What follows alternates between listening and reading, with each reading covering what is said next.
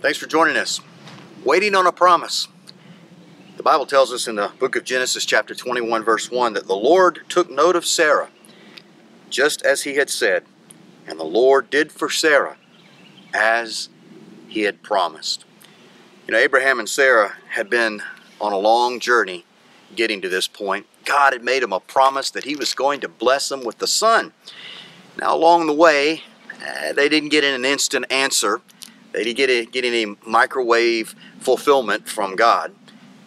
Time started going by and Sarah didn't get pregnant. Nothing happened. And so they figured they'd help God out a little bit, and they got ahead of him.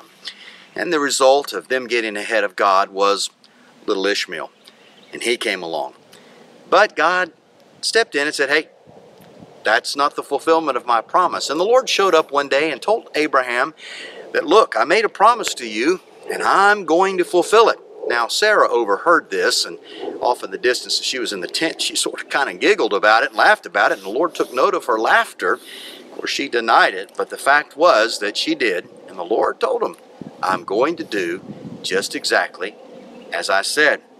And so, just as he promised, the Lord visited her and gave her a son.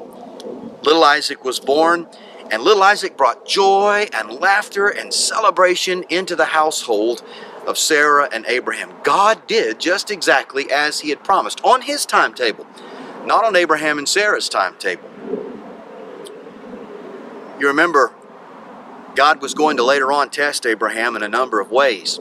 And the result of God coming through and fulfilling the promise as he did for Abraham and Sarah, it did something for their heart. It did something for their faith. It encouraged them and strengthened them. And each of these little tests that they were going through were preparing them for something else that was to come down the way. Their faith was being matured and developed and grown. Their trust and confidence, because God knew that, 10 years, 15 years from now, they're going to go through this, and your faith's going to have to be at a certain strength level, a certain maturity level to be able to enter into and face what you're going to face and have confidence in me that I'm going to do exactly as I promised that I would. I don't know about you, maybe some of you that are listening today, like Abraham and Sarah, God may have promised you something, or maybe you're seeking God about giving you a promise for something, and maybe the Lord promised you something several years ago and nothing's happened yet, and you're getting a little anxious. Well, please, please don't get ahead of God. You don't want any little Ishmaels running around. Now, I'll interject this. All of us, myself included, have gotten ahead of God at some point in time, and we've all given birth to Ishmaels. Consequences for that. But those aren't surprises to God. They don't shock him. And it's funny how even the little Ishmael that came along was able to be woven into the purpose and plan of God even until this very day. You remember Zacharias and Elizabeth? God did the same sort of thing for them. He promised that they were going to have a son. Elizabeth was an old lady. It was impossible, past childbearing age, and Zacharias just couldn't wrap his mind around it. And rather than getting ahead of God, he lagged behind in faith and doubted. As a result, he ended up mute. He wasn't able to speak. But God did for Zacharias and Elizabeth just like he said he would, and he gave them a son. And when John was born, Zacharias' tongue was loosed, and he praised and exalted God for keeping his wonderful promise. You see, God never fails to keep his promises. He always does what he says he will do. But it's always on his timetable.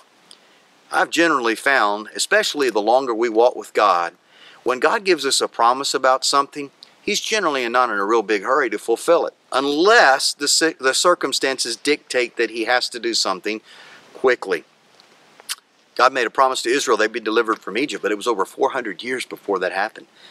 God made a promise back in Genesis chapter 3 about the seed of the woman crushing the head of the serpent, and it was nearly 4,000 years before that promise came to pass. So don't get in a hurry. If you're waiting on God for something, just as he told the church in Philadelphia, he'll open the door that no man can open. He'll shut the door that no man can shut. But it behooves us in the midst of waiting to trust his heart. To know and trust that He knows what He's doing. And if He's promised it, it will happen. But it's going to happen in His time. So don't get ahead of Him and produce an Ishmael. And don't lag behind in unbelief like Zacharias. Because if God has said it, He will do exactly as He promised. Maybe some of you have been waiting for years. Maybe some of you have been almost given up hope that God's going to do what He said that He would do for you. Don't. That's what the devil wants you to do. Because when God comes through for you, just like Abraham and Sarah, you'll be full of joy, you'll be full of praise, you'll be full of laughter and celebration, and your faith will be strengthened. It will be encouraged and increased to another level to prepare you for some other test, for some other experience that's coming down the road that God is getting you ready for. He will do exactly as He said. Don't strive and try to make something happen, but don't lag behind in unbelief. And I think for some of you, if you'll listen real close, even right now, you may hear the door handle of that door that's been closed for so long making a little noise because it's just about to be opened for you.